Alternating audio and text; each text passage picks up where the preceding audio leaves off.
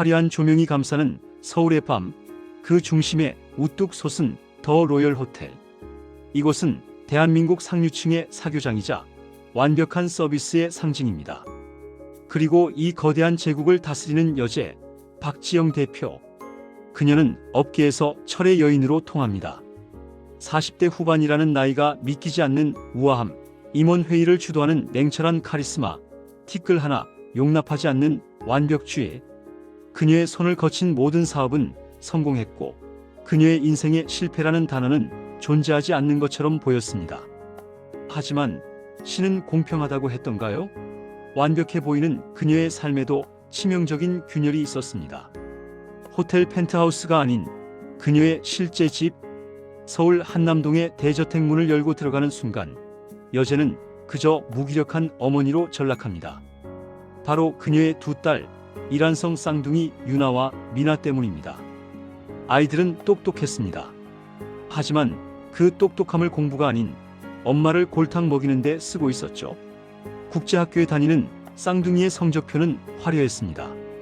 국어, 영어, 예술 과목은 곧잘 했지만 유독 수학과 과학은 바닥을 기었습니다. F, T.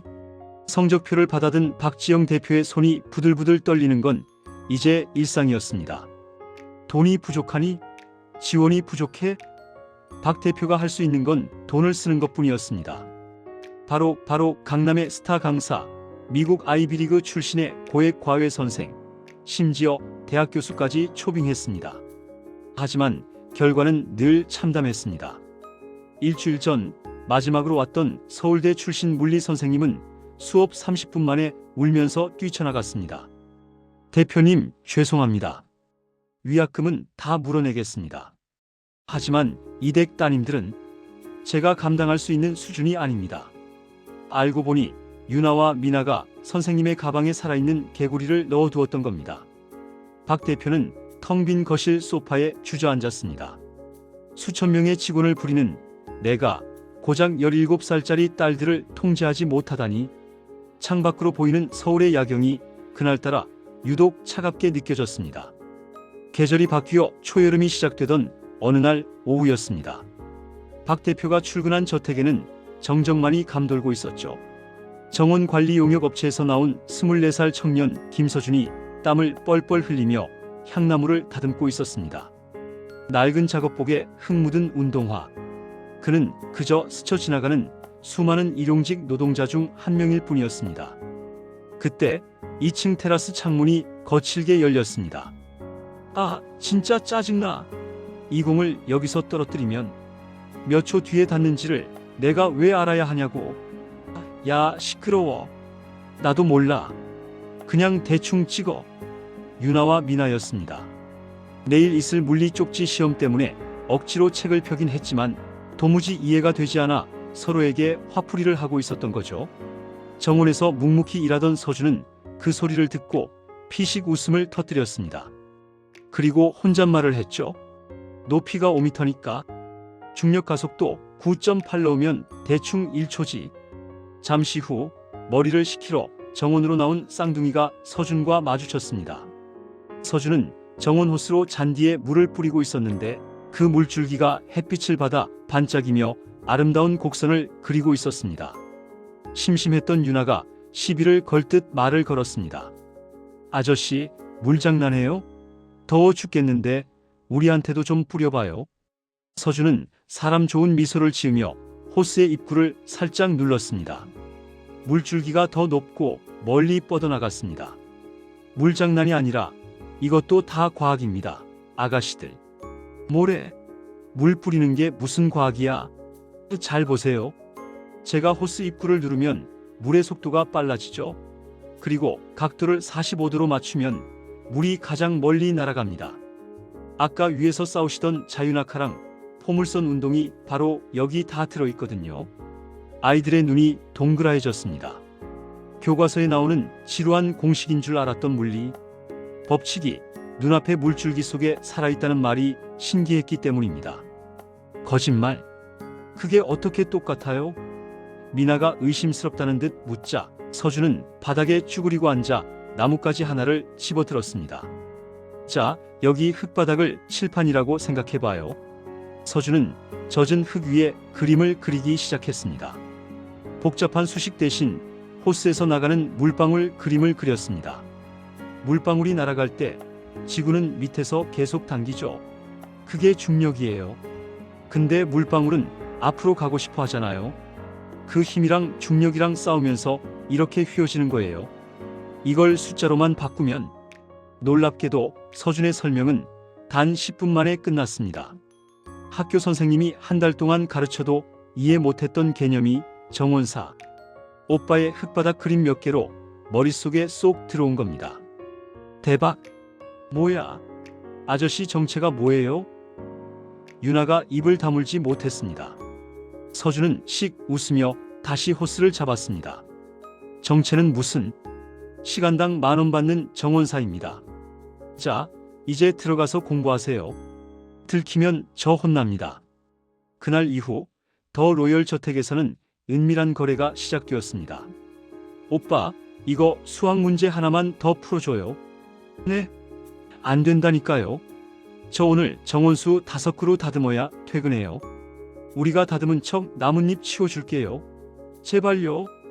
아이들은 서준이 오는 날만 기다렸습니다.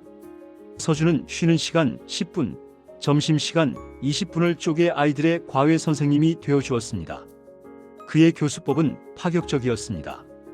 미적분을 설명할 때는 사과의 껍질을 깎아서 보여주었고, 화학 반응을 설명할 때는 주방에서 쓰는 베이킹소다와 식초를 가져와 정원 한 구석에서 거품 화산 실험을 했습니다. 책상머리에 앉아 억지로 외우는 공부가 아니었습니다.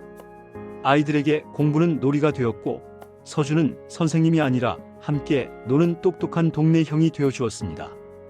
한 달이 지났습니다. 기말고사 성적표가 나오는 날, 박지영 대표는 집으로 돌아오는 차 안에서부터 머리가 지끈거렸습니다. 또 F학점이 수두룩할 게 뻔했으니까요. 집에 도착한 그녀는 식탁 위에 놓인 성적표 봉투를 뜯지도 않고 한숨부터 쉬었습니다. 유나야, 미나야, 이번엔 또 핑계가 뭐니? 하지만 아이들은 평소와 달리 눈을 반짝이며 식탁 맞은편에 앉아 있었습니다. 엄마, 일단 열어봐. 박 대표는 의아해하며 봉투를 열었습니다. 그리고 자신의 눈을 의심했습니다. 수학 92점 A, 물리 88점 B, 화학 95점 A. 항상 바닥을 치던 이공계 과목 점수가 기적처럼 올라 있었습니다. 박 대표의 첫마디는 칭찬이 아니었습니다. 너희들 혹시 부정행위 했니? 아, 엄마, 진짜 너무해. 우리가 얼마나 열심히 했는데. 아이들은 서운함에 방문을 쾅 닫고 들어갔습니다. 하지만 박 대표는 믿을 수가 없었습니다. 수천만 원짜리 과외도 못 해낸 걸 과외 선생님 한 명 없이 해냈다는 게 말이 안 된다고 생각했죠. 그녀는 합리적인 의심을 시작했습니다. 누군가 아이들을 돕고 있다. 며칠 뒤 박 대표는 일정을 모두 취소하고 일찍 귀가해 집안을 살폈습니다. 정원 쪽에서 아이들의 웃음소리가 들려왔습니다. 2층 서재 창문 커튼 뒤에 숨어 내려다본 정원. 그곳에는 작업복을 입은 청년과 아이들이 벤치에 머리를 맞대고 무언가를 열심히 적고 있었습니다. 아, 그러니까 이게 X축으로 이동하는 거구나. 그렇지. 미나 이제 감 잡았네. 그 청년이었습니다. 며칠 전 인사만 하고 지나쳤던 그 젊은 정원사. 박 대표는 충격에 빠졌습니다. 내 딸들을 가르치고 있는 게 저 정원사라고. 그녀는 즉시 비서실장에게 전화를 걸었습니다. 김 실장, 지금 당장 우리 집 정원 관리하는 업체에 연락해서 김서준이라는 직원 신상 정보 좀 가져오세요. 아주 상세하게. 2시간 뒤 박 대표의 책상 위에 얇은 서류 봉투 하나가 놓였습니다. 서류를 꺼내 읽어 내려가던 박 대표의 표정이 점점 굳어졌습니다. 이름 김서준, 나이 24세, 학력 한국과학기술원 KAIST 수리과학과 중퇴 특이사항, 전국 수학올림피아드 금상, 과학고, 조기 졸업, 카이스트 수석 입학. 그는 단순한 정원사가 아니었습니다. 대한민국 최고의 천재들만 모인다는 카이스트, 그것도 수석 입학자였습니다. 서류의 뒷장에는 그가 학업을 포기해야만 했던 사연이 적혀 있었습니다. 부친의 중소기업 부도 및 뇌출혈로 인한 투병, 병원비 마련을 위해 학업 중단 후 생계형 근로 중. 박 대표는 서류를 덮고 눈을 감았습니다. 가슴 한구석이 묵직하게 아려왔습니다. 자신이 그토록 찾아 헤매던 아이들을 변화시킬 수 있는 최고의 인재가 등잔 밑, 아니 자기 집 정원에서 잡초를 뽑고 있었던 겁니다. 그리고 자신이 그를 그저 작업복 입은 일용직으로만 보고 지나쳤다는 사실에 얼굴이 화끈거렸습니다. 돈으로 사람의 가치를 매기던 자신의 오만함이 부끄러워지는 순간이었습니다. 다음 날 서준은 호출을 받고 저택의 응접실에 앉아 있었습니다. 그는 잔뜩 긴장해 있었습니다. 근무 시간에 딴짓했다고 잘리는 건가? 이번 달 병원비는 어떡하지? 손에 땀을 쥐고 있는데 박지영 대표가 들어왔습니다. 평소에 날카로운 눈빛이 아닌 조금은 부드러운 하지만 결단력 있는 눈빛이었습니다. 김서준 씨. 네, 대표님. 죄송합니다. 제가 근무 중에 사과할 필요 없어요. 내 딸들을 구제해줬다면서요? 그 유명한 강사들도 다 포기한 아이들을요? 박 대표는 찻잔을 내려놓으며 단도직입적으로 물었습니다. 카이스트 수석이었다면서요?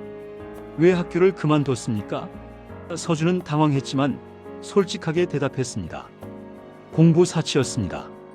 아버지가 쓰러지셨고 당장 병원비와 동생들 학비가 필요했습니다. 저에게는 미분적분보다 시급 10,000원이 더 급했습니다. 담담하게 말하는 서준의 목소리에는 고단한 삶의 무게가 실려 있었습니다. 박 대표는 테이블 위에 봉투 하나를 밀어주었습니다. 서준은 해고, 위로금이라고 생각했습니다. 받으세요. 김서준 씨의 미래에 투자하는 겁니다. 서준이 조심스럽게 봉투를 열었습니다. 그 안에는 수표가 아닌 대학 복학 지원서와 장학재단의 증서가 들어 있었습니다. 네? 이건 다시 학교로 돌아가세요. 남은 학비 전액, 그리고 아버님 병원비와 생활비까지 우리 재단에서 지원하겠습니다. 당신 같은 인재가 있어야 할 곳은 정원이 아니라 연구실입니다. 서준의 눈이 흔들렸습니다. 꿈인 것만 같았습니다. 대신 조건이 하나 있습니다. 박 대표가 미소 지으며 덧붙였습니다. 방학 때나 주말에는 우리 골치 아픈 딸들의 멘토가 되어주세요. 수학 문제만 가르치지 말고 당신이 삶을 대하는 그 태도도 좀 가르쳐줘요. 우리 애들한테 부족한 건 그거니까. 서준은 고개를 숙였습니다. 굵은 눈물방울이 무릎 위로 툭툭 떨어졌습니다. 지난 3년간 꾹꾹 눌러왔던 서름, 포기했던 꿈에 대한 미련, 그리고 고마움이 한꺼번에 터져나왔습니다. 감사합니다. 정말 감사합니다, 대표님. 고개 드세요. 나중에 훌륭한 과학자가 되면 그때 우리 호텔에 밥이나 한번 사세요. 시간은 흘러 5년 뒤 카이스트 학위 수여식장. 학사모를 쓴 서준이 단상에 올라 최우수 졸업생 연설을 하고 있습니다. 객석 맨 앞줄에는 꽃다발을 든 유나와 미나 그리고 박지영 대표가 앉아 박수를 치고 있습니다. 유나와 미나 역시 원하던 대학에 진학해 의젓한 대학생이 되었죠. 서준은 연설 말미에 이렇게 말합니다. 제 인생의 겨울, 가장 추웠던 그 시절에 저를 알아봐준 분이 계십니다. 그분 덕분에 저는 다시 봄을 맞이할 수 있었습니다. 제가 배운 공식으로 더 따뜻한 세상을 만들겠습니다. 박지영 대표는 흐뭇한 미소를 지으며 생각합니다. 자신이 지은 수많은 호텔 건물보다 지금 저 단상 위에 서 있는 청년과 자신의 두 딸이 훨씬 더 훌륭하고 아름다운 작품이라고 말이죠. 진정한 투자는 돈을 불리는 것이 아니라 사람을 키우는 것입니다. 그리고 그 가능성은 어쩌면 우리가 무심코 지나치는 아주 가까운 곳에 숨어 있을지도 모릅니다. 여러분은 지금 보석을 알아볼 준비가 되셨나요? 지금까지 호텔의 여제와 정원의 숨은 천재 이야기였습니다. 재미있게 보셨다면 좋아요와 구독 부탁드립니다. 날씨가 쌀쌀한데 따뜻하게 보내시고 오늘도 좋은 하루 보내시길 바랍니다. 사랑방울님 드림.